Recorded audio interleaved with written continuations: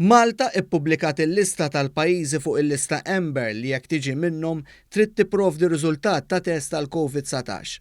Fil-lista hemm tliet pajjiżi, il-Bulgarija, ir-Rumanija u Spanja, applikabbli għal passiġġieri li ġejjin minn Barcellona, Girona u Madrid. Il-Gvern spjega li minn nhar il-ġimgħa 21 ta' Awwissu f'nofs il-lejl se jidħol fis-seħħ avviż legali li jgħid li kull min jasal f'Malta mill-pajjiżi msemmija jrid jissottometti ċertifikat ta' riżultat negattiv ta' COVID-19. Il-passiġġieri kollha li ġejjin mid-destinazzjonijiet imsemmija għandu jkollhom ċertifikat tat-test li jkun sar sa mhux aktar minn 72 siegħa qabel it-titjira. Fi stqarrija l-Ministeru għas-Saħħa qal li dawk il-passiġġieri li jonqsu milli jippreżentaw iċ-ċertifikat tat-test jista' jsirilhom test fl-Ajruport Internazzjonali ta' Malta u jistgħu jintalbu li jinżammu fi kwarantina. Mowa News tkellem il-kap eżekuttiv tal-Awtorità Maltija tat-Turiżmu li spjega kif l-ajruport se jkun imħejjeb biex isiru testijiet tal-coronavirus fil-mitjar stess.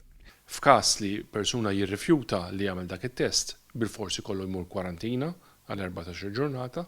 F'każ li l-persuna jagħmel it-test, hemm żona dedikata ġewwa l-airport fejn fiha jkun irid jistenna sakemm joħroġ ir-riżultat. Is-Sur Buttigieg spjega ma' dan l-istazzjon li l-awtoritajiet tas-saħħa ħasbu li t-testijiet tal-COVID-19 fl-ajruport jagħtu riżultat iżjed malajr. Qegħdin naħdmu b'sistema teknoloġika ġdida, mhux aħna ovvjament id-Dipartiment tas-Saħħa Pubblika, fejn dat testijiet ħajkunu qed joħorġu ħafna iktar malajr.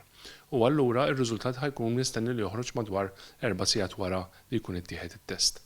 Meta jkun klirjat, mbagħad hu jista' jibqa' dej u jagħmel il-vakanza tiegħu li għandu jagħmel ġo Malta. Johan Buttigieg spjega kif l-awtoritajiet ħadu konsiderazzjoni meta niżlu l-postijiet fl-Amber List jew dik meqjusa bħala il-lista oranġo.